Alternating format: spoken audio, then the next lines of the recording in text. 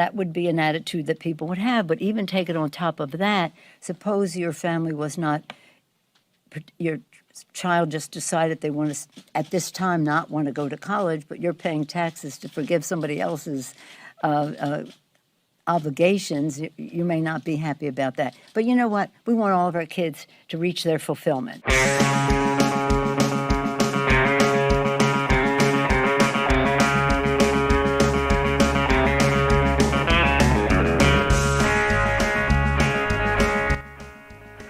All right, folks. Howdy. Matt Leck with David Griscom, Left Reckoning. It's another Wednesday. Well, I shouldn't say another Wednesday. We're on our new night Wednesday, and I'm not entirely fully used to it yet, but thanks everyone for joining. David, how are you doing? I'm doing pretty good. I still have to say, it's pretty enjoyable in a way to watch Nancy Pelosi basically turn her back on a couple hundred years of just basic liberalism there. But other than that, I'm doing very, very well. I'm looking forward to our conversations today with Ben. We're going to be breaking down healthcare policy, the ways to fight for Medicare for all, and basically where the Democrats have walked away from a lot of their promises. And then in a little bit, we're going to be talking about a subject that's been really close to this whole project from the get-go, which is this historic strike. Over 1,000 mine workers in Alabama are continuing to stand up against a whole host of capital firms who have been taking advantage of them, sending out horrible scabs to break the picket line. Well, those workers have brought the fight all the way up to Manhattan. So we'll be talking about that, celebrating a little bit, and putting it in context for y'all in a little bit too. Yeah, David, do you have any response to Pelosi? Do you see any flaws in her logic that you may want to address real quick? I mean wouldn't that suck? I'm sorry. This is one of those things where it's so absurd to listen to her make this point. One, because the Biden administration absolutely has the authority to forgive student loan debt. Two, this is basic liberalism, right? This is when public education became a part of American democracy. The fundamental argument was that even if you might not be directly benefiting from it, in the sense that like your child's going to public school, as a member of a democracy, you want your fellow citizens to be educated, right? It's one of those things where you're improving society as a whole for your own betterment.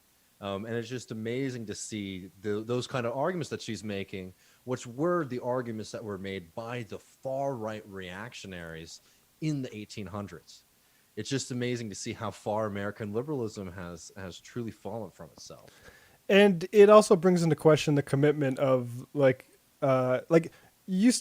theory is the House is more in control than the Senate is, but Chuck Schumer is out here making an awful lot of noise. And I mean, the cynical thing is like he's doing that to foreclose on any primary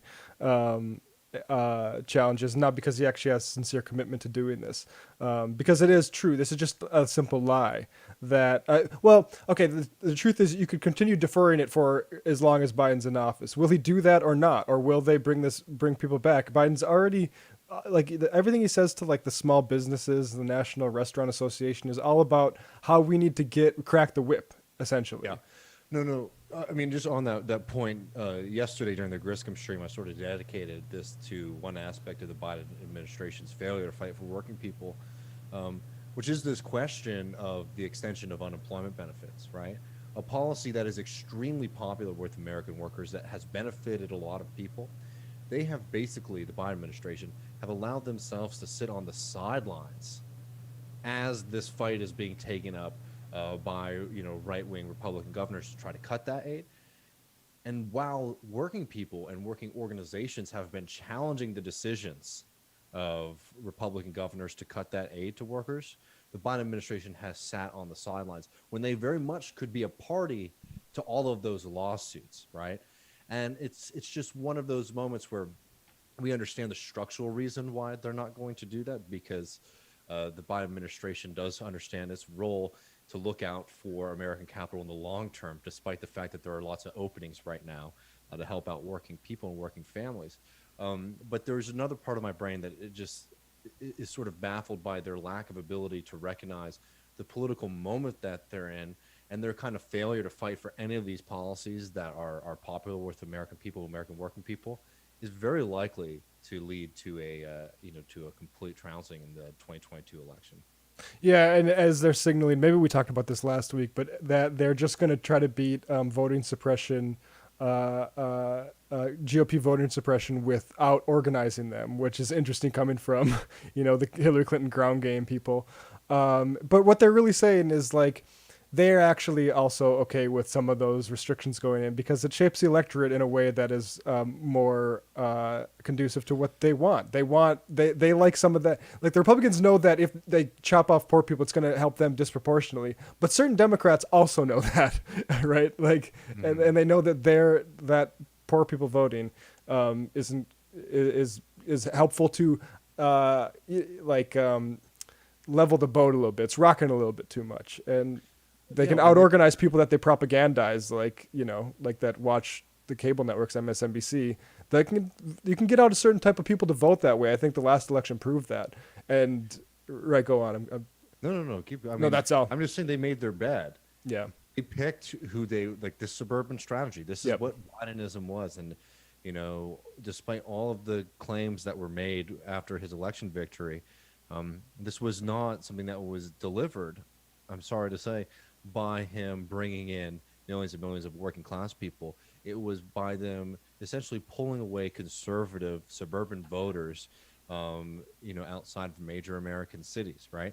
And what that political calculus means is that their political constituency doesn't actually want them.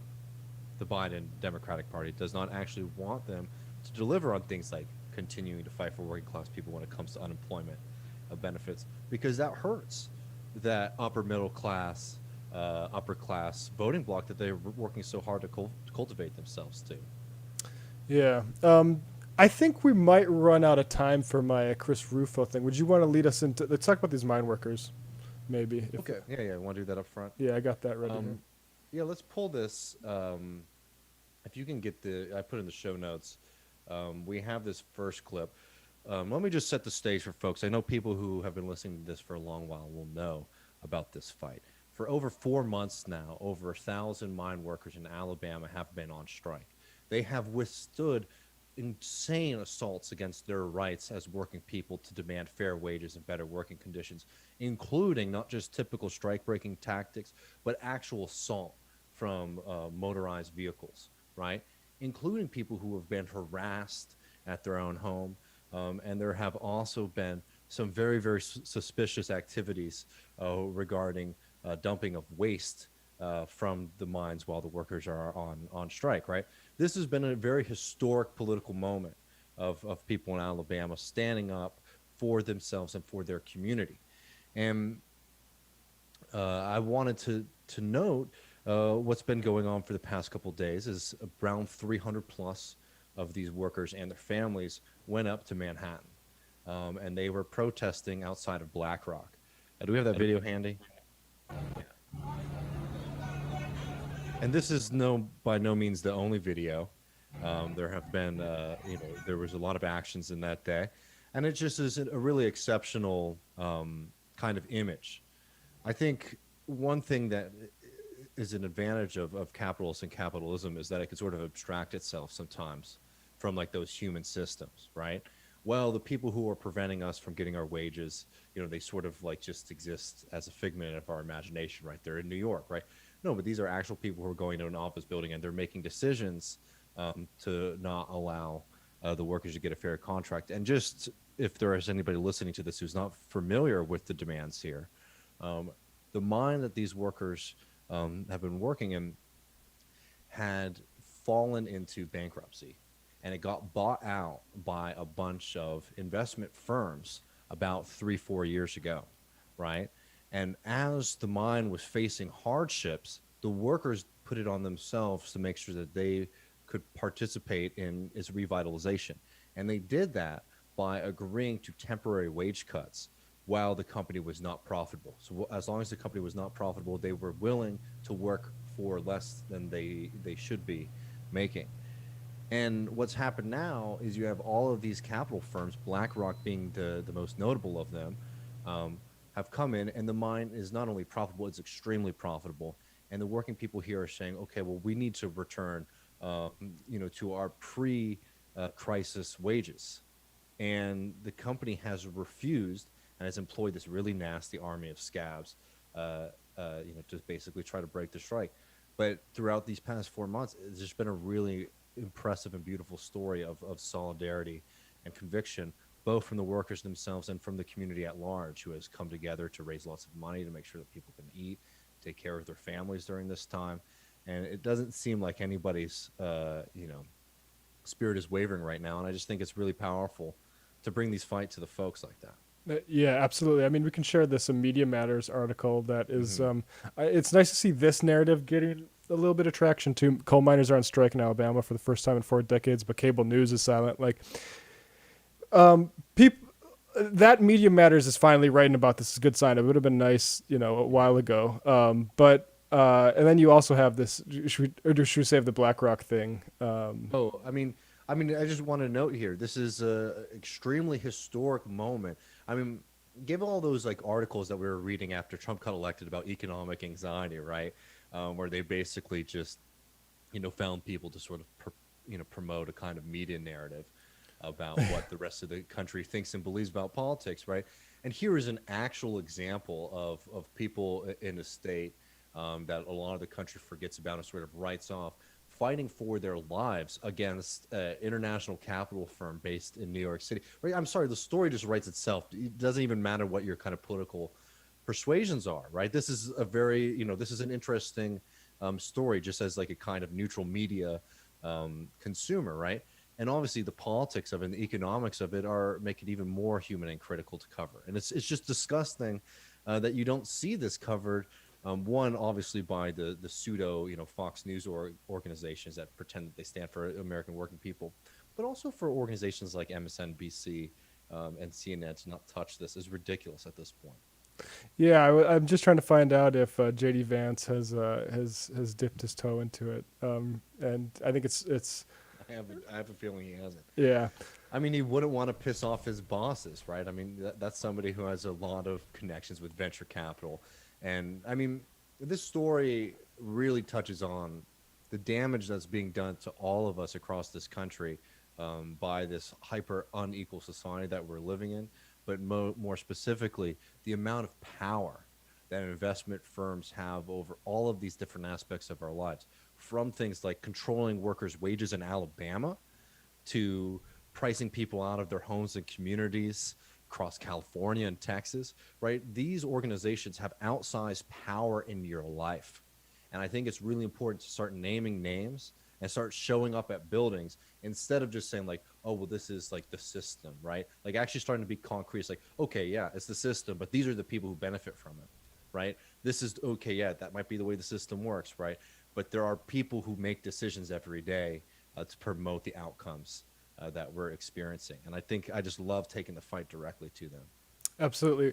We're going to take a quick break here, but I do want a quick plug. Tomas Kennedy, a Florida-based activist, I had a conversation that went up for patrons. We talked about a lot of things, a lot of DeSantis stuff, his COVID reaction, his patriotic education, anti-Marxism stuff, and also just the way Cuban politics both is a football for both parties down there. His sort of Bernie supporting caucus in the Democratic Party got reprimanded by the former mayor of Miami because they emphasized the embargo, and that was akin to the big lie, apparently. So that's what they're dealing with down there. Patreon.com/leftreckoning to get that. And we will see you in about a few minutes or so with Ben Spielberg.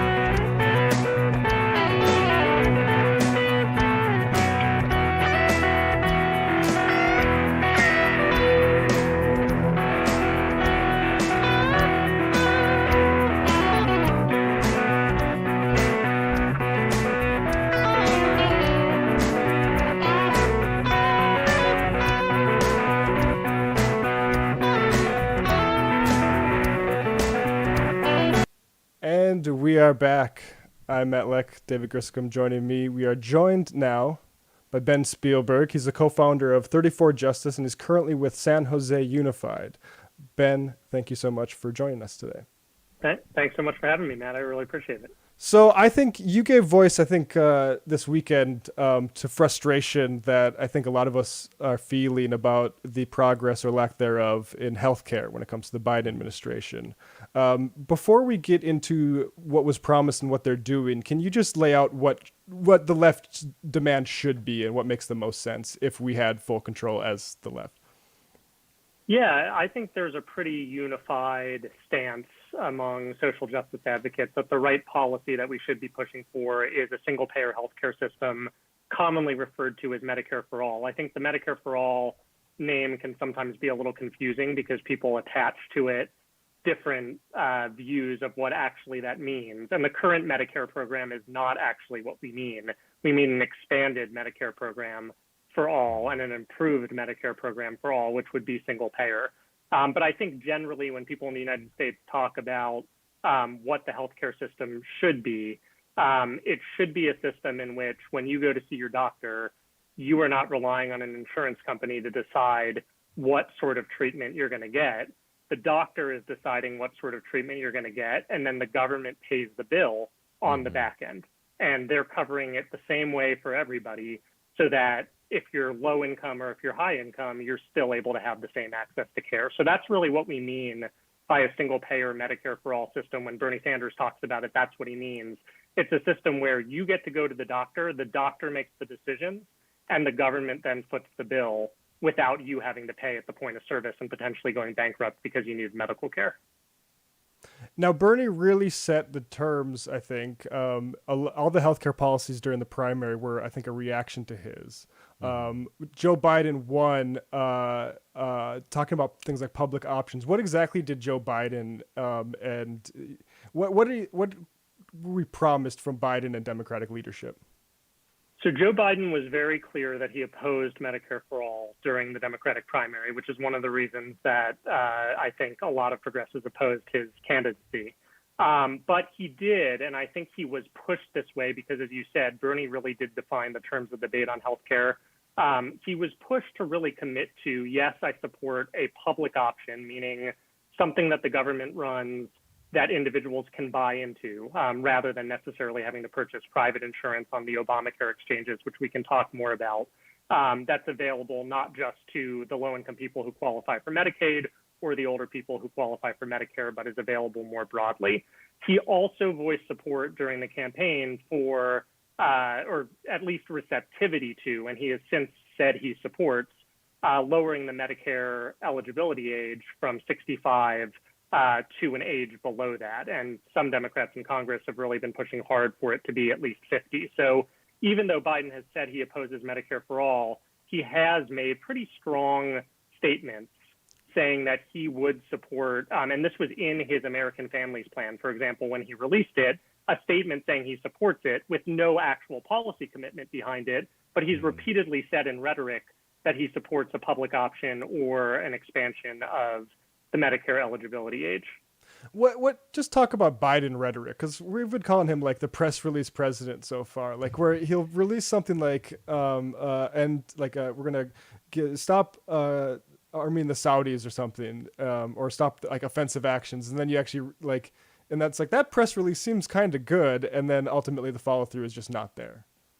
Yes, and and I think that this is one of the things that I was to some extent getting at when I was saying that Medicare for all can be a confusing name sometimes, because I think there were a lot of politicians, and we saw this again during the primary with, Kamala Harris, who had said and signed on to Bernie Sanders' Medicare for all bill and said in the past she supported Medicare for all, Elizabeth Warren, who had said she supported Medicare for all, and then you saw when the details came out, they didn't actually support a single payer Medicare for all system as Sanders had conceived. We're seeing a very similar and I would say more intense version of that with Joe Biden on a lot of dimensions. But on healthcare, you can really see it because the phrase I think that Bernie really popularized and did a great job popularizing, and it's great that people are saying it, is healthcare is a right. It should not be a privilege for all Americans. And that's something you will hear Joe Biden say. You'll see it in his written materials when he releases a plan. You'll hear Chuck Schumer saying that. You'll hear a lot of other Democrats getting out and saying, we believe healthcare is a right, not a privilege, which is why we support building on Obamacare, which is not actually a policy that backs the belief that healthcare is a right and not a privilege. So I think, to your point, it's really important to look at the policy details and not just the rhetoric that these politicians are speaking to, because when you look at the details right now, we do not have convincing evidence that Joe Biden believes that healthcare is a right, not a privilege. And could you during the 2020 campaign, there was a lot of people who were getting worked up about the distinctions between like the Bernie plan and like, okay, well, that's great, but that's super progressive. It might not be practical, right? Could you just remind our listeners why the single payer system specifically matters more than just an expanded public option, like why that is the gold standard? Yeah, absolutely. Well, I mean, I would say that there's really two reasons for it. One is that from an individual standpoint, it's by far the best for people who need care. So as I said before, what happens in a single payer system is if you're somebody who's sick, you're not making a decision, do I go to the doctor or do I make sure I can pay my rent check? You're actually going to the doctor to get your care because you know that the care is going to be covered on the back end. This is how it works, by the way, in most developed countries around the world. It's the point Bernie Sanders always makes. Like in other countries, when you get sick, you don't have to make that calculation of, is this something that I can actually go see the doctor for? The other piece, and I think that this is also very important about why, especially when we talk about a public option, like you said, David, we want to make sure that it's very clear if there's a public option, that it's a robust Medicare-like public option that really does serve really as an expansion of the Medicare program rather than a separate program in and of itself. And that's because, and I think everybody knows this, the American healthcare system is a total mess.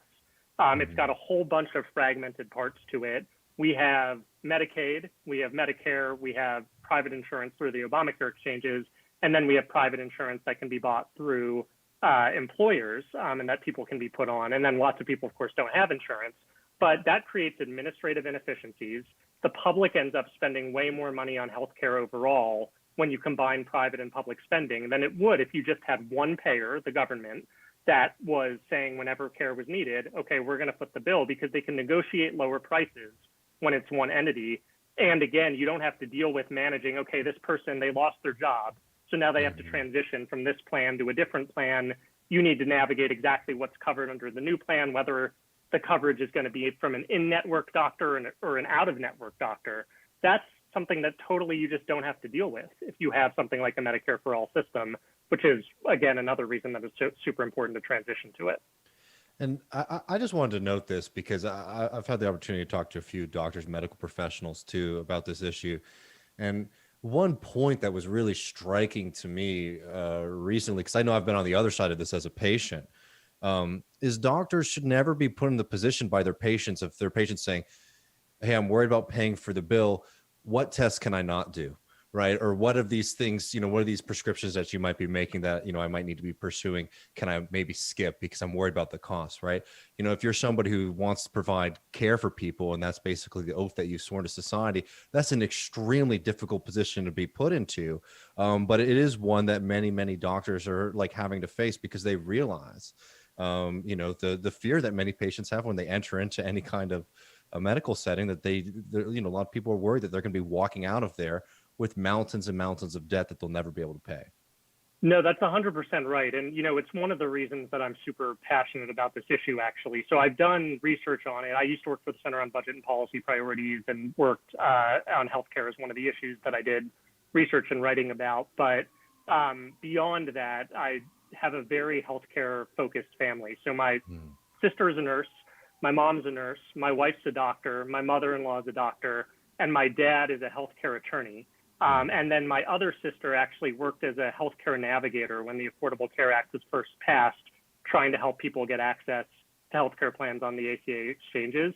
And uniformly, everybody in my family is a Medicare for All supporter. And the doctors and the nurses, precisely for the reason that you just mentioned, David. I was actually just talking to my sister a little while ago about the fact that as a nurse, sometimes they'll recommend certain treatments for patients, but they have to use a different treatment that the insurance company will cover before they're allowed to use the ones that the a medical team recommends, which is just an insane way to have a healthcare system. So yeah, absolutely. We've talked a little bit about what Biden promised. Where's he going, barring some sort of intervention politically by the activists in the left?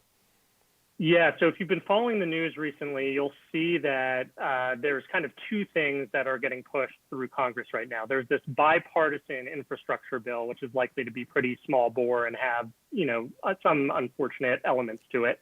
And then there's what Democrats have said could be a $3.5 trillion reconciliation package, which means that they don't need to worry about the filibuster if they push it through and could pass it entirely with Democratic support. This is the second bill that Democrats are going to pursue that way. The first was the American Rescue Plan that they passed to kind of stem some of the effects of COVID. And it is the second bill where the Biden administration and what they've laid out, again, has nominally said, we believe healthcare is a right and not a privilege, but has said, actually, yes, we support the concept of a public option. We're open to Medicare eligibility expansion to individuals under age 65. But the only thing that we're putting in this plan is an expansion of the Obamacare subsidies in the Affordable Care Act, which basically means that the government would pay insurance companies more so that individuals who buy insurance on the Obamacare exchanges get to pay less in premiums when they want to get healthcare on the Obamacare exchanges. So that was the big investment that the Biden administration made in the American Rescue Plan, which they passed several months ago. They made it temporary. So one of the elements of the American Families Plan that kind of is the core piece of what they want to do on healthcare is make those permanent, those subsidies permanent that reduce premiums for individuals on the exchanges. And then they also have a nominal commitment, at least in this bill, for something that is a progressive priority and matters, which is an expansion of Medicare coverage to dental, vision, and hearing. So right now, under the Medicare program, those dental, vision, and hearing are not covered unless you have a Medicare Advantage plan, which is basically a private plan through Medicare rather than the fully public way that Medicare should be. And so this has been a Bernie Sanders priority. It's been a Pramila Jayapal priority, expanding Medicare to cover dental, vision, and hearing. And so that is important. And that's an element of what they have in here, but it's not enough. I mean, in a $3.5 trillion bill, progressives should be demanding a robust expansion of the Medicare program. I mean, I think progressives should always be demanding Medicare for all, but at the very least, we understand Joe Biden is president. He's not going to support that. We should be demanding it, but what we should be able to extract in the negotiation is definitely some sort of expansion that he has already said he supports. And thus far, it looks like Democrats are not going to do that. Yeah, I heard a cynical interpretation that I want to run by you about that, because I think it's great to expand those benefits, but the complaint was if we're expanding this, it makes it less likely that we're going to lower the age, for instance, and make it more inclusive. Like, what do you think about that? I don't really buy that. I mean, I think an expansion is a win, but I do think it's a less significant expansion than the age eligibility expansion because your political constituency is still roughly the same. You are improving Medicare as a program. So that's why I do think that it doesn't take the pressure off for getting the age expansion because what it does is it makes Medicare even more popular than it is today because it's an even better program. So I don't think it hurts you to get the expansion of dental, vision, and hearing at all, but I don't think it's as significant as getting an age eligibility expansion. And again, we have 17 senators on record with a letter to Biden saying they want this. We have 156 House representatives, Democrats in the House of Representatives on record saying to Biden that they want this. There's really no reason it shouldn't be a non-negotiable portion of this bill. And I think progressives really need to demand it and say they're not going to vote for the bipartisan infrastructure bill or for the reconciliation package unless it includes this sort of expansion.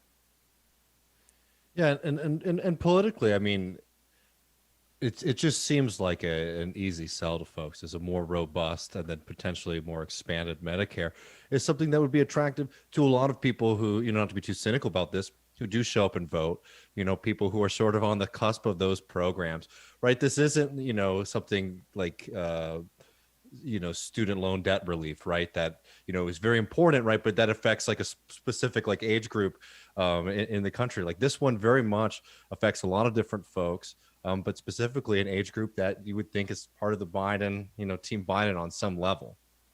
Yeah, there's definitely no political downside from a constituent perspective and a public popularity perspective to pursuing an expansion of the Medicare program. When you look at polls on Medicare and even Medicaid popularity, they consistently poll at least as well, if not better than private insurance, in many cases better. And then when you propose changes to the Medicare program, things like the expansion to dental, vision, and hearing, the expansion of the eligibility age, overwhelmingly popular, have majority support among Republican voters as well. Interestingly, Morning Consult actually polled somewhat recently a bunch of the different healthcare ideas the Democrats had been talking about. They all had majority support. The only one that did not have majority Republican support is the signature one that Democrats have been pushing, which is the enhanced subsidies on the ACA exchanges. It still had majority support, but it is less popular than every expansion to Medicare. So there really is no political downside. The only reason to oppose this really is if you want to give the insurance companies a continued really profit generating machine in terms of the insurance system that we currently have. And that is the problem with Democrats. I mean, I don't think, I would say personally, my view on this is generally that Democrats don't have any interest in reducing the insurance company take. I think you could much more charitably say, they're scared of fighting the insurance industry, but either way, they have not demonstrated, at least leadership has not demonstrated any sort of willingness to go to bat against the insurance industry. But that's the only constituency they're helping by not doing this. And the facts on that are extremely clear. Yeah, let's just touch on your thoughts. You touched on a little bit about we need to make this. We won't vote for like the reconciliation package. Talk about leverage a little bit for folks. Yeah, so I mean, this is the perennial debate in, I think, progressive circles about what is enough to get in a package, and when do we say, okay, we're going to vote for something anyway, even if it doesn't have all of our priorities in it. Right now, progressives in Congress have a significant amount of leverage because the Democratic majority is small. So today, I don't know if you guys saw this because it happened relatively recently today, but Kirsten Sinema made some comments along the lines of, I won't necessarily support the $3.5 trillion spending number in reconciliation. And the reaction to that in Democratic circles a lot of the time is, like we got to figure out some way to convince Kirsten Sinema or pressure Kirsten Sinema around this, or we just have to do what she wants. Democratic leadership does not feel that way about progressives. And part of that is because I think they rightly understand that there are many progressives who will say at the end of the day, if I'm going to get $2 trillion and it's got stuff that's going to help people, like that's better than nothing, and I need to try to help people now because people are suffering. I get that, but it's also because progressives don't exercise their leverage and take stands on issues and say, non-negotiable, you need to go back and you need to get Manchin and Sinema to agree to this. I don't care how you do it, but figure out a way to do it because this is the right thing. You say you support it and we're not budging. So you will not pass a reconciliation bill if you don't have a Medicare expansion in there. Sorry. And progressives, I don't think, ever do that enough. They have the ability to do that, but a lot of times what you'll see, and you saw this when this $3.5 trillion number came out, generally the progressives in Congress said, this would be the biggest investment in history, having a $3.5 trillion investment. It's great to have this investment. And I get where they're coming from to some extent, but I'm like, if you're saying that, you're taking all of your power away because Bernie had $6 trillion in his original bill. $3.5 trillion is it's a bare compromise, and it doesn't have still some of the priorities that you should be insistent upon. And what I want to know, if progressives are going to keep saying that sort of message, this is a great investment, what did leadership oppose that progressives got in there? Because Biden, again, says he supports this stuff. So if you can really show me some things where it's clear that Democratic leadership is against this stuff and progressives got it in there, I might be open to hearing, okay, you've exercised all of your leverage and pulled out all the stops to get stuff. But what we know publicly is that Democratic leadership ostensibly supports all of this stuff. So unless you start taking a stand on some of the stuff they don't support or that Manchin and Sinema oppose, you're not exercising your power. Yeah, go ahead, David. Oh, I mean, I was just going to add to that, especially after a 2020 campaign season, where like the kind of message from like the Democratic Party leadership and from Joe Biden was that, the progressives, they want a lot of stuff, but it actually is not that far away from what we would like to do, and we just have this very moderate one, right? And now we're again in the middle of this pandemic. There's a lot of momentum, and who knows what's going to happen in 2022. To make them go on the record on these things and be like, okay, well, we were scared of, expanding, Medicare, doing all these things, I think, yeah, is 100% something that you could be really hitting them on in a material way. Right. I mean, and we talked about this in terms of the public opinion, but there's a huge constituency of people, even Republican voters, who want this stuff. So if you were willing to make it a hill that you can die on and people organize around it, you can exert a lot of pressure on this stuff.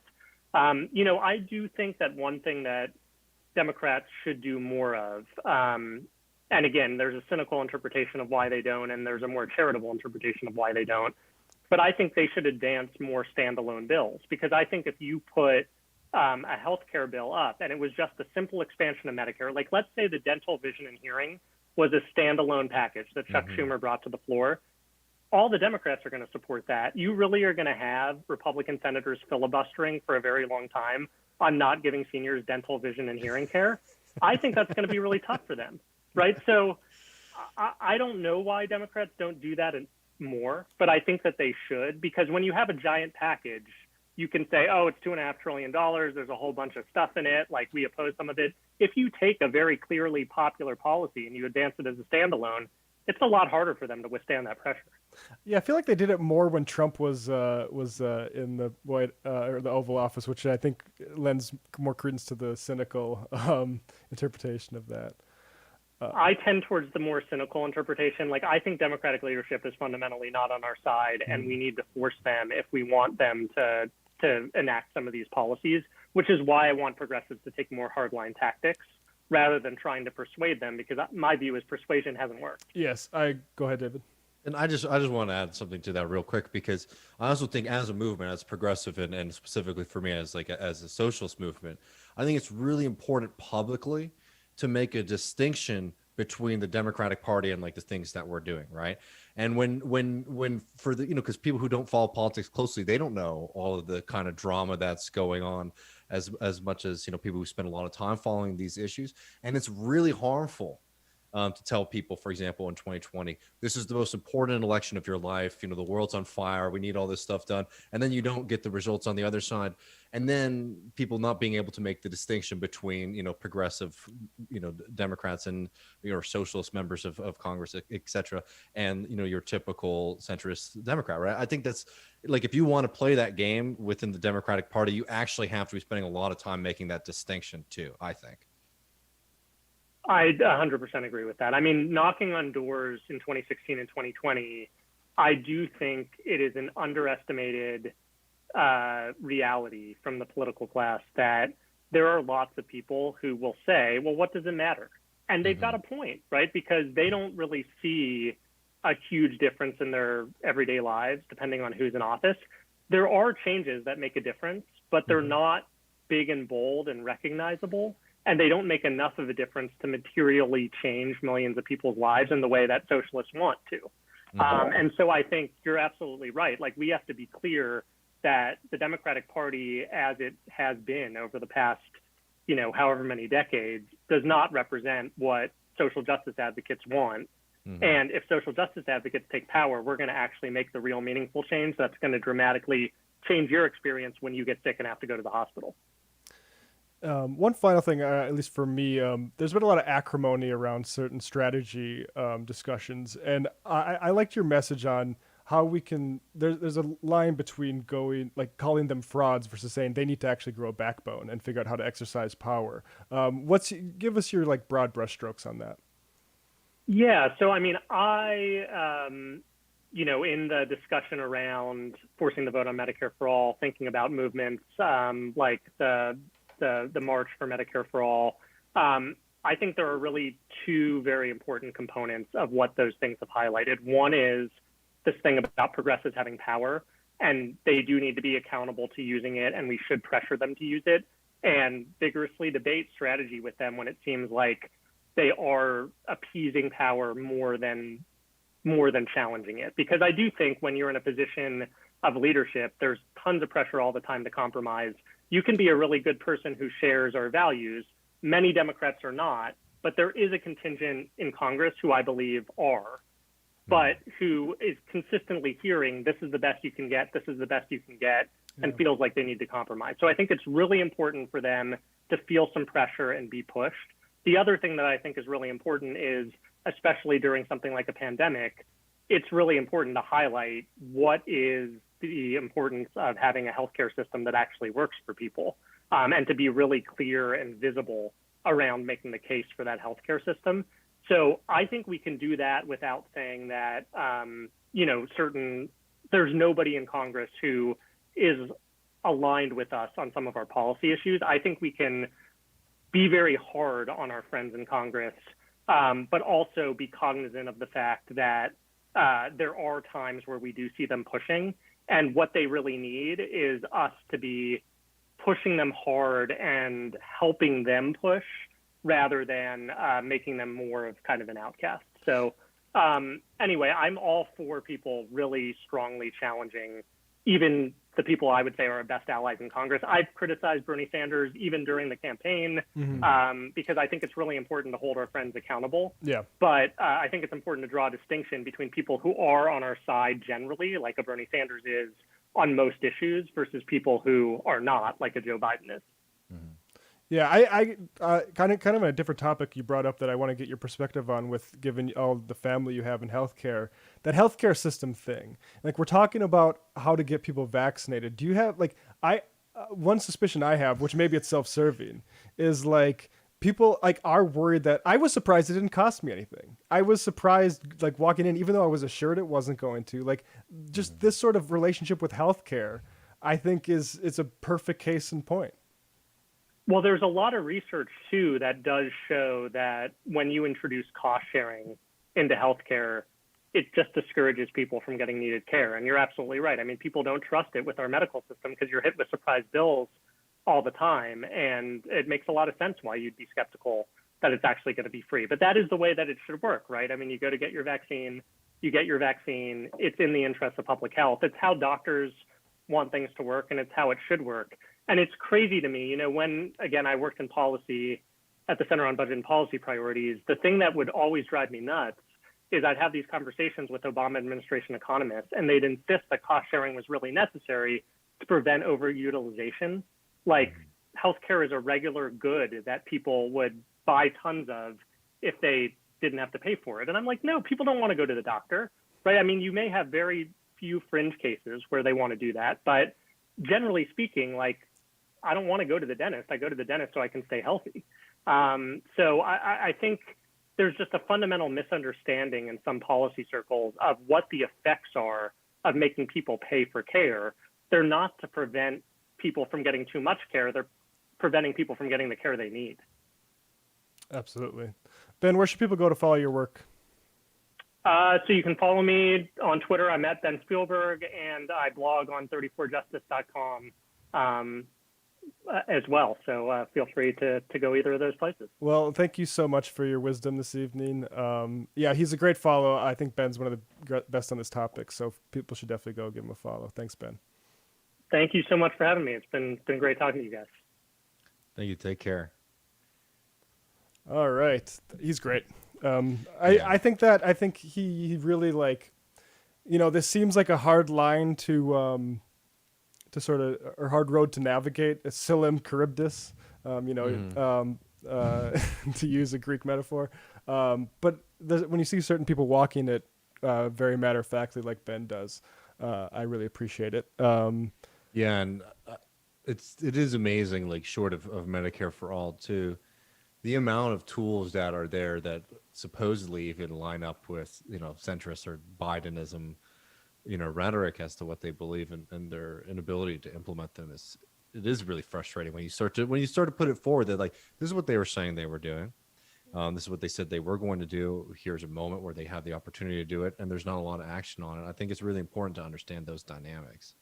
Yeah, and this is I mean, we've touched on it, but this is why it was horrible for people to call him the next FDR so soon. Like, my thing was always like, honestly, the reason to put Democrats in power is to show this shit, so they can't pretend for 4 years, and we have to relearn it all over again.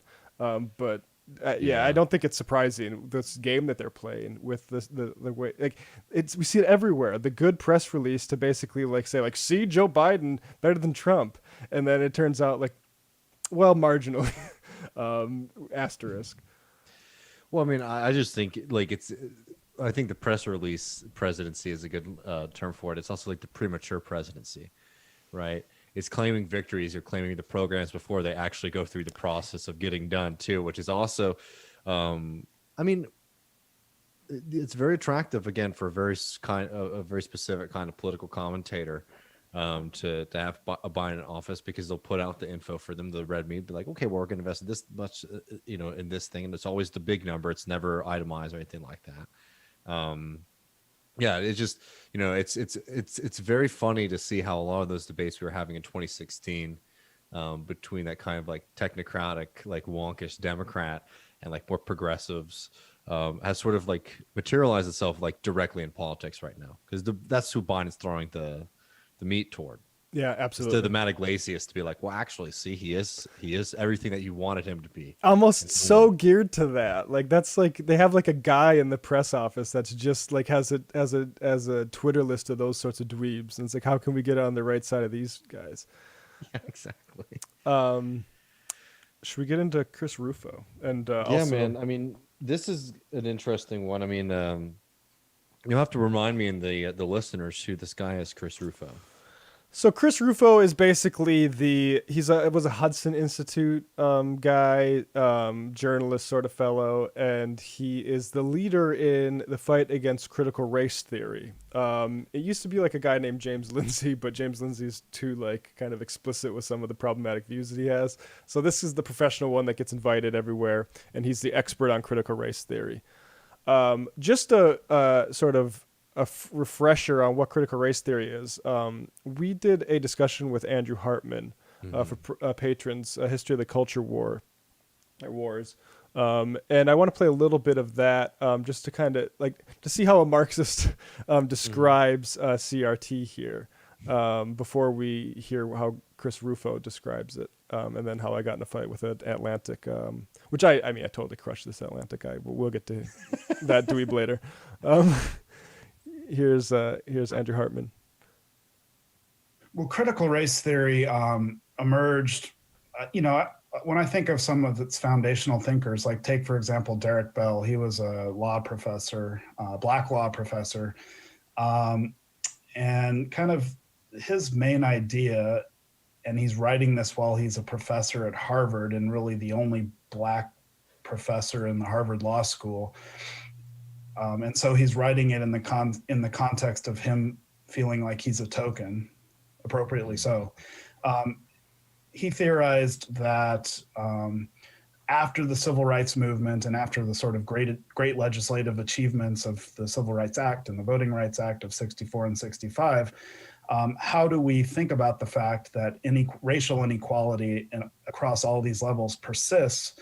And his main way of thinking about it is that there's a sort of like built-in institutional racism in nominally liberal or colorblind institutions in particular, and he focused mostly on the justice system, but you could apply this to like the educational system or really any system across American history or institution that on the face of it is meritocratic, right? Or based in colorblind or universal values. We all know, I think, that that's a crock of shit, but for Derek Bell, he sort of spelled that out in ways, and then others built upon this in ways that sort of elaborated on the fact that, racism was institutional or internal to these systems, right? That's critical race theory in a nutshell. It's just sort of like gives people an approach to think about institutions, in particular legal institutions, but yeah, obviously it carries weight for conservatives. Because the problem is like, and there's the critiques of it not being revolutionary critical race theory, right? But also what the problem it presents for conservatives is conservatives just want to naturalize the hierarchies, right? And there's a natural reason for all these things. And critical race theory is just a tool for understanding that these isn't just natural. Yeah. They liken it to Marxism. All right, that's enough of a free there, but that it's I wanted that point about how they liken it to Marxism because I think that's really important for understanding what is exactly going on now, which is a massive reactionary ideological discipline project complete with major party backing. There's 8 states that have passed anti-CRT laws. And when I say anti-CRT, it's only Idaho who has explicitly mentioned CRT. The rest are just saying you can't teach about oppression, privilege, or these. I mean, they literally, let me put up this. They literally state of emergency documents. Here, this one's from Idaho. And it literally, like, just read this shit. Let's see it. I'll zoom in a little or make it a little bit tighter here. But and it's a little bit hard to see. Let me see if I can. Relating to dignity and non-discrimination in public education, amending blah, blah, blah. And it says to prohibit the expenditure of monies for certain purposes, prohibiting severability and declaring an emergency. This is an emergency declaration saying you can't teach certain tenets of blah, blah, blah. And it's very obscure in language about what it means. But it means this sort of like you can't teach the history of oppression and these sorts of things. And they don't mean Robin DiAngelo. I like they mean like, and here's Chris Rufo himself. If you don't believe me that this is a threat to the left. Here is Chris Rufo just 4 days ago on Twitter saying, "The Washington Post has published 10 articles attacking my work and playing language games with critical race theory, but they cannot hide the truth. CRT is a reductive neo-Marxist ideology that seeks to divide us into oppressor, oppressed, then subvert the Constitution." So, of course, we know it's, as we just saw, it's not a neo-Marxist ideology. It's just one that looks at a given hierarchy and says, hey, maybe this wasn't determined by God or the Constitution or whatever the fuck. Maybe this was, well, I mean, maybe it was, I guess it was determined by the Constitution would be the answer. There is our document. We use policy to create racial oppression. Go on, David. Oh, I mean, I just wanted to add to the neo-Marxist claim. It's just so funny, like the ideology that they're trying to describe there, as if it's like a unique formulation in Marxism, which again, it's not really that formulation of Marxism of just like a generalized like good versus evil, oppressed versus oppressors. But that's actually like those are like old kind of philosophical tenets or ideas of like good versus evil, right? And it just, I don't know, it's just funny how like Marxism always gets wrapped up in these things, even though it has very little necessarily to do with them. Anytime there's anything that they can frame in a way that it's like good versus bad, oppressed versus oppressed. Yeah. Like, oh, that's Marxism. Marx, right? Which is just hilarious to me. Marx objectively has a nuanced take about capitalism, right? Yeah. Like it isn't that. It's not just God versus sin, right? Yeah. You know what I mean? It's like, that's the thing that's so funny. I don't mean to derail it with it, but it's just amazing how they're able to lump all of that stuff together. Yeah. And so like, we'll ban discussion that the U.S. is inherently racist, as well as discussions of bias, privilege, discrimination, oppression. Gender is included in this as well. Montana and South Dakota state actors have denounced CRT. State school boards in Florida, Georgia, Utah, Oklahoma have introduced new guidelines, and 20 additional states have introduced or plan to introduce similar legislation. And so I got into a fight with a guy named Connor Friedersdorf. Friesdorf, right? Is that how you pronounce it? No, I think, no, you're right. You're right. Friedersdorf. Yeah, I mean, it's not that significant. I mean, I got into this fight with Friedersdorf. I was aiming for Rufo. You caught him in your nets. Yeah, here's this question posed by Friedersdorf. And actually, let me just give my perception of Friedersdorf so you understand why I come at him with such disrespect, which is that when you think of we occasionally do the bum steer segment, which is like that certain people direct people towards outlets that are not going to be good for them. Connor Friedersdorf wrote a whole bunch of articles for the Atlantic about what does this Jordan Peterson thing mean? Let's really think about, look at all this thing. And look, there is some, we talked about it was with Ben Burgess and Michael, that his melding of Jungian with sort of a religious sort of tenor, it makes sense why that's popular. But you know what really made Jordan Peterson take off? When he did this false martyr act about, not wanting to call trans people by the preferred pronouns. That Yep. and then he ended up writing Alexander Solzhenitsyn preface because of that shit. And so Connors Friedersdorf is the type of guy who exists to make sure Jordan Peterson can write that preface. He laundered him into this mainstream. For all the talk that these guys are censored, Ben Shapiro's the cool kids philosopher from the New York Times.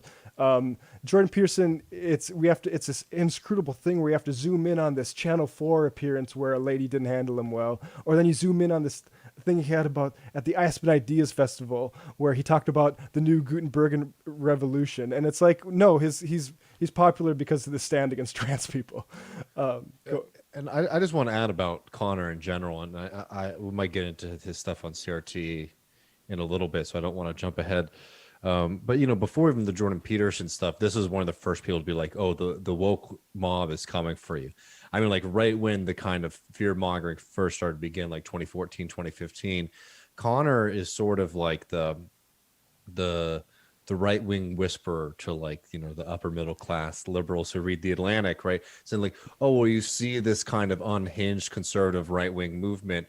Yeah, there's a lot of them are crazy, but actually deep down there is a lot of truth to it. And if we could just be discoursing on this level, then we could actually be having interesting discussions about these things." Anyways, I just want to bring that up, one, because people should know about his history, and two, it's so funny in your little interaction with him. It's constantly about the tone, right? Oh yes, The tone's exactly. bad, and so now you don't understand the actual fundamental arguments. And we'll get into his piece that he cited there, which I think is very telling us to the kind of arguments that he likes to make. That's exactly what bugs me about him, though, is he tries to act arm's length about this stuff when he's really an active participant. He literally says, like, this is Barry Weiss's beat. And as David says, like, motherfucker, you've been squadding this beat for as long as anyone can remember. You're not this objective sort of idea geologist that is, like, randomly picking up ideas and inspecting them. No, you pick up all this shit every time. You pick up the turds and try to force it to us. And okay, so let's put up this exchange between Friedersdorf and Rufo, and Friedersdorf wanted me to read his piece about CRT and about how both sides are doing it wrong or whatever, and I just don't give a fuck. But actually, no, how one side is actually doing it right, and that's North Carolina. We'll get to that in a second. Oh, interesting. Okay. Yeah, it's a little crazier than you think. So Connor says, question for critics of left identitarian approach to teaching about race in America. If the curriculum were up to you, what's your vision of what kids should be taught about race in America? Rufo, of course, replies, because I imagine these people talk in private. Teach honestly about the history of racism and injustice. Very good. Okay, interesting, Chris. But place it in the context of America's highest ideals and our steady progress towards achieving them. So steady. Yeah, exactly. I mean, that's it, right? Like, we don't need to. Well, we will go further, but that's the demand for a fairy tale narrative that is just not coherent to history. That's the lie that conservatives and a lot of liberals push, is that while things are bad, we're always moving in the same direction, and that's frankly untrue. From any subject that you want to pick, workers' rights, there were periods of time where workers had way stronger protections than they do now, right? And obviously what they're talking about there is, race and capitalism in American society. And you should read a book by a friend of ours, Matt Karp, This Vast Southern Empire, will show you very clearly that this kind of idea that okay, well, there's the founding and they're really racist and bad then, but then over time, things change a little bit and people start arguing about it and thinking about it, and people realize, okay, it's time to actually enact the ideas.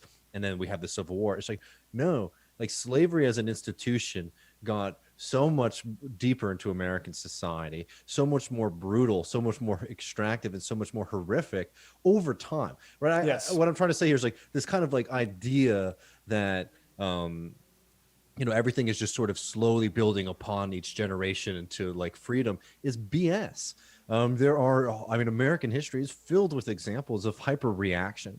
So I'm sorry, if I were just a history teacher to teach American history in that way, it would be malpractice to teach people that. Yeah, I mean, So, and this is why it's like these guys make a whole bunch of hay about the 1619 project, but this is the problem with the 1619 project is when it collapses that sort of possibility of retrenchment. Like if you place those first Africans as slaves and not indentured as they were, then it seems like it has been somewhat of a linear march, a steady but too slow march toward progress. So Rufo is agreeing basically with the 1619 project here, and in a way, like the worst parts of this.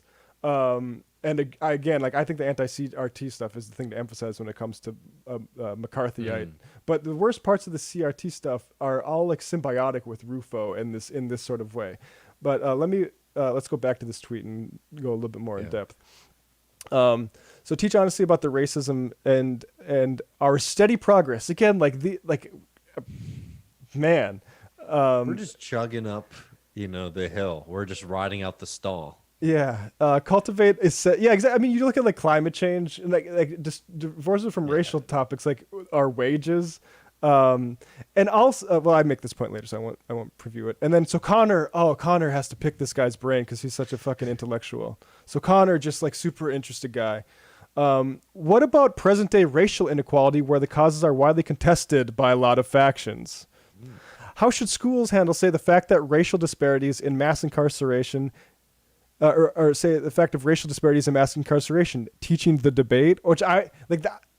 I was unable to ever spell out what that means, but Connor's followers think that's basically forcing Sowell onto sixth graders.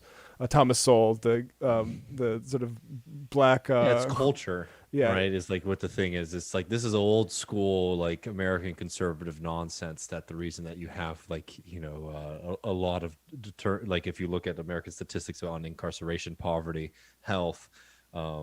These in education achievement and things like that. These things can be explained by certain racial groups having a bad culture. Yeah, exactly. Not practicing, for example, marriage. Right. Exactly. Like those are the factions. That's why Saul gets paid by the Hoover Institution. I mean, and so here's Chris Rufo's response: public K through 12 schools should be careful how they teach current events. I know because they might be fucking under penalty of law, Chris, because of you, which can be heavily politicized. Yeah, fucking tell me about it. People think. I can't remember what novel it is. I'll have to go back. But it was an example of early CRT, like To Kill a Mockingbird. But if a high school wants to teach something like discrimination and disparities, it should provide the best work from multiple perspectives and then encourage the debate. Now, again, I think that is complete, like, that sounds great in theory. They don't mean, like, the racecraft.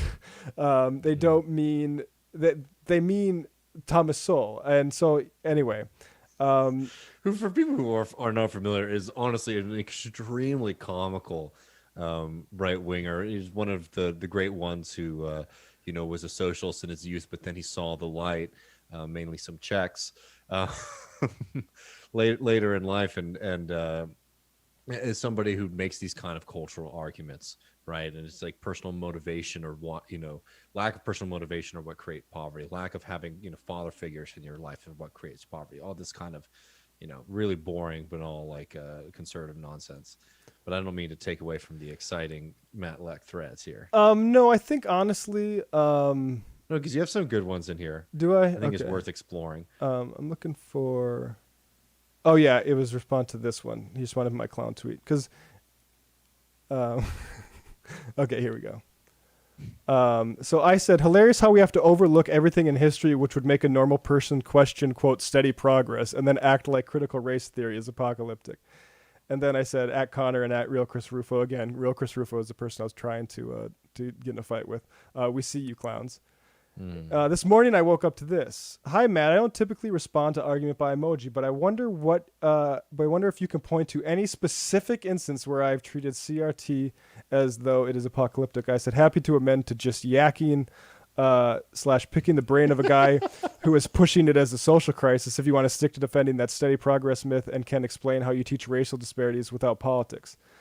And this is all his responses, so that's why it gets kind of boring. It says, you're mischaracterizing my position again. Again, that's, as I say, that's easy to say. Which I thought was a good one. Yeah. He says, this is my position. What passage is consistent with your characterizations? Which is, again, like these, when I have to do fucking homework to see that you're not a dumbass, I'm not going to do it. Uh, so I said, I was characterizing your public Twitter exchange with the main figure leading a panic. I stopped reading your Yeah. articles after multiple navel-gazing pieces getting to the bottom of and definitely not promoting Jordan Peterson. And then he says, well, if you did the reading, which again, like I reject the idea I should, you'd quickly see that you are mischaracterizing my position and perhaps reflect on the ways your uncharitable comportment, I liked this part. The ways your uncharitable comportment make your commentary more dumb and ill-informed than necessary. I mean, it doesn't say it's completely dumb, it's just more dumb than necessary. But I included this.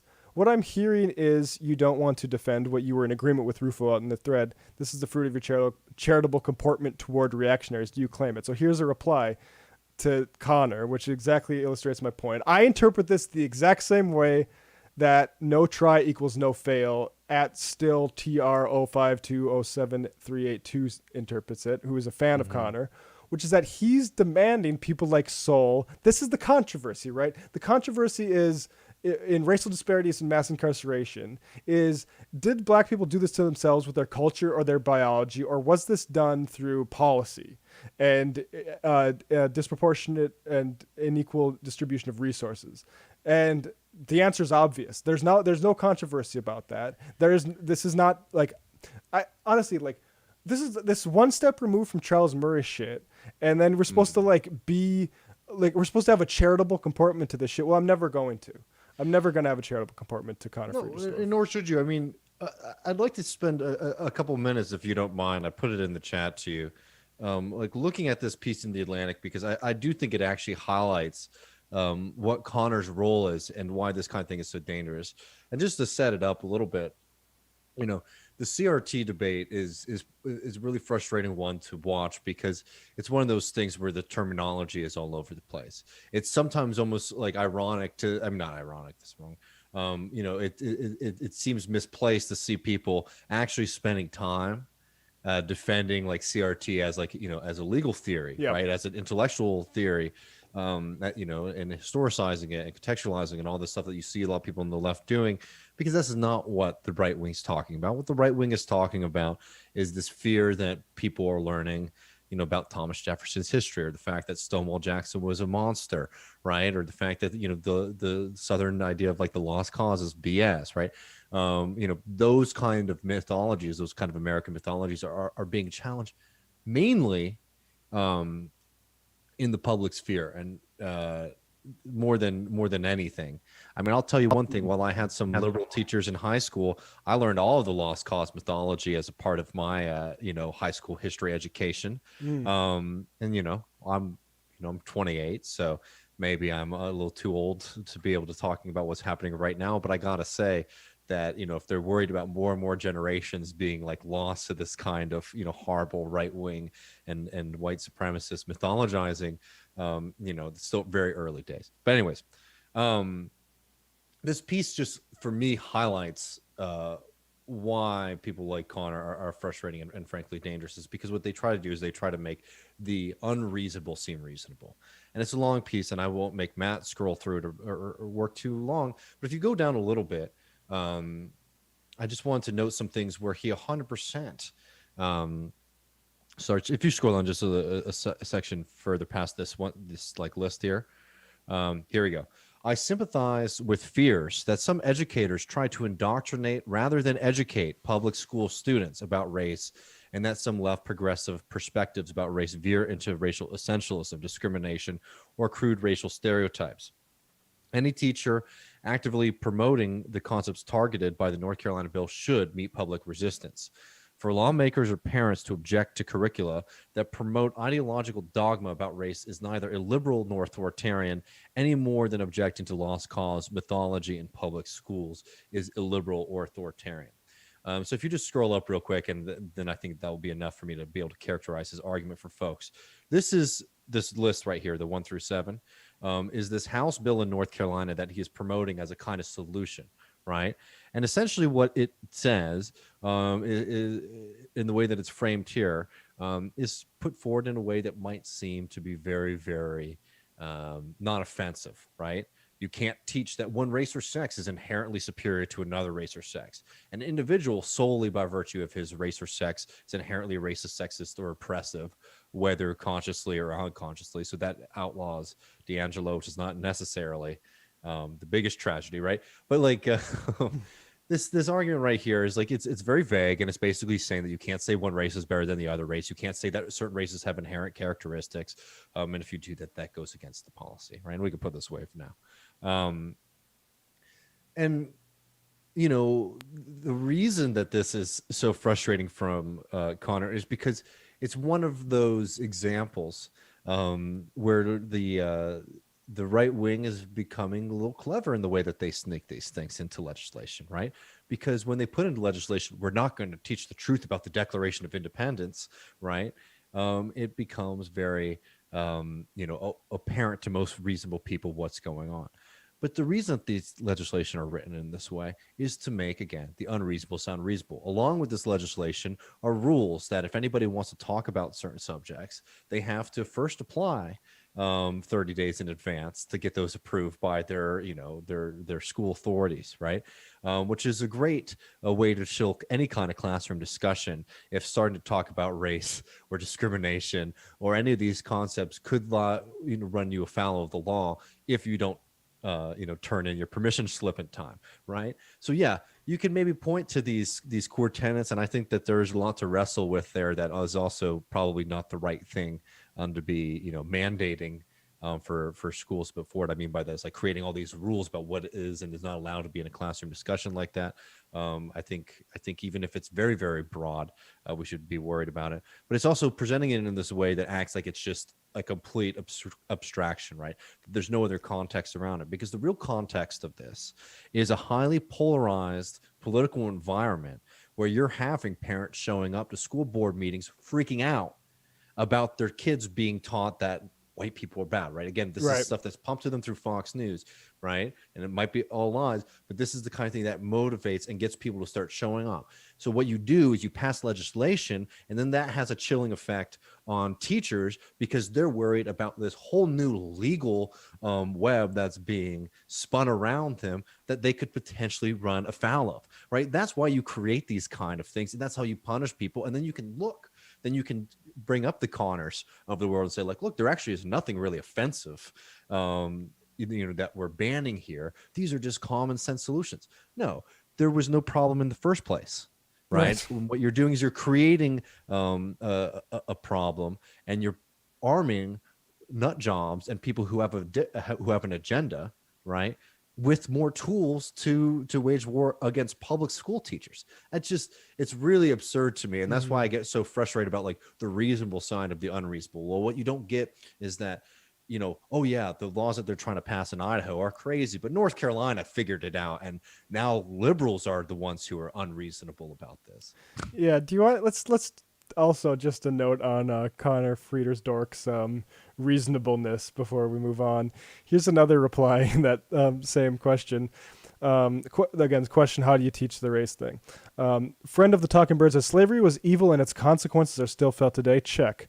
And then here's the one that they don't agree with. You were born in 2004 of parents who immigrated to the U.S. from Ukraine in 1989 and from Russia in 1993, but you are personally responsible for slavery, and that's X.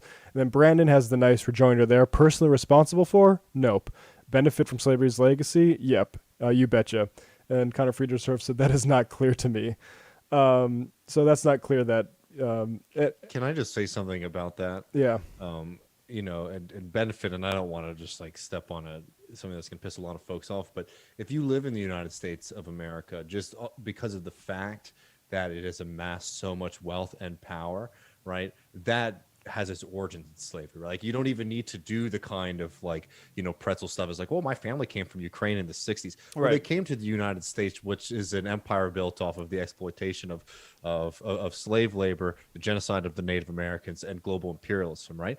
And again, you might like to say like, oh, now you have the sin of this on you, right? And like you need to go to a bunch of D'Angelo seminars, is of course absurd. But to act like there is no connection to America today and to those systems is absurd. And to act even of people who came in after, again, I disagree with the kind of liberal notion of these things, that the way that we deal with this history is just to have, like just public apology tours, Right. and a lot of discourse.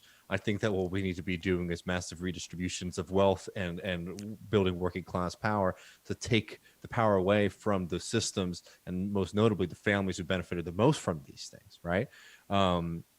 But yeah, it's just absurd to me to sit around and to act like you can't sit here in 2021 and see how these systems benefit people living in America today. I just find that to be ridiculous. Yeah, I mean, like as a North Dakotan, like first thing we hear about growing up about the mythology is Lewis and Clark. Well, guess what? They had a slave called York that Thomas Jefferson specifically violated the Northwest Ordinance for by giving allowance for them to go do the hard work of like rowing and chopping wood and stuff like that. And really, that's what this is about, right? Like it's very funny that slavery is a big issue for them, because you'll see these like questions asked by people who are new to this that say like, well, slavery's been around for thousands and thousands of years. Like how I didn't, maybe capitalism just got rid of it. It's like, no, capitalism qualitatively changed slavery into the massive global evil that birthed multiple nations. On like a world historic level. Absolutely. I mean, the system of slavery becomes hyper exploitative because, and this is why understanding these systems and understanding their purpose is critical, right? I get pissed off in this Connor piece because he does something that I just find to be extremely cynical, which is cite Barbara and Karen Fields and their excellent book, which people should read, Racecraft. But he doesn't cite it in a way to like develop any argument or anything like that. It's more to just be like, oh, look, there are some people on the left who say, essentially agree with me, right? Well, yeah. And which is just so ridiculous, because what the Field sisters do is really help us understand why these systems developed in the specific way that they did, and the reasons that these systems developed in the way that they did is that because they were appendage of capitalism, right?